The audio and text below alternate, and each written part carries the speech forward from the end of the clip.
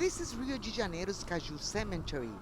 These freshly dug graves are a grim reminder of the soaring toll that COVID-19 is taking on Latin America's largest nation. Mauricio Milano, the cemetery's assistant manager, says he's bracing for the pandemic's second wave.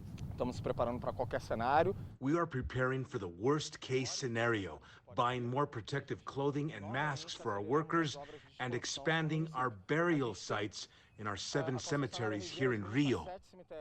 This week, Brazil recorded nearly 1,250 deaths in one day, the highest daily toll since August. But President Jair Bolsonaro continues to downplay the pandemic, even saying he will not get vaccinated himself.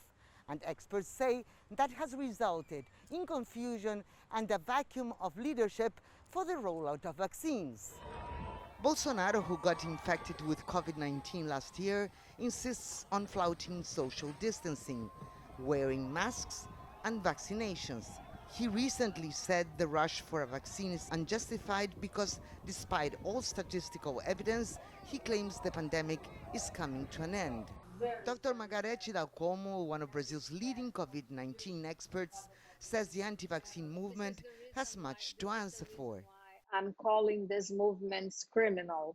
This is how I do define these anti-vaccine movements. From my point of view, are criminal. They do provide a sort of very bad contribution for the population in general. They are completely irresponsible. One of the first vaccines to be made available to the Brazilian public appears to be CoronaVac. Developed by China's Sinovac Biotech Limited, the vaccine is reportedly 78% effective against COVID-19. Another leading candidate is a vaccine produced by Oxford AstraZeneca.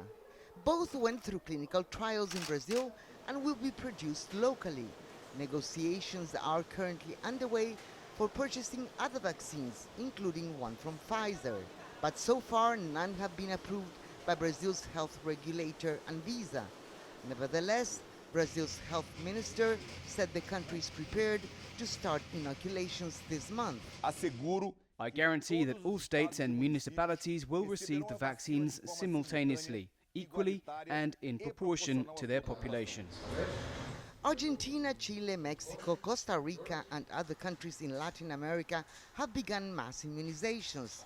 Brazil, the region's hardest hit nation, may be 3 weeks to a month away from giving its first shot. Lucecia, Franco, CGTN, Rio de Janeiro.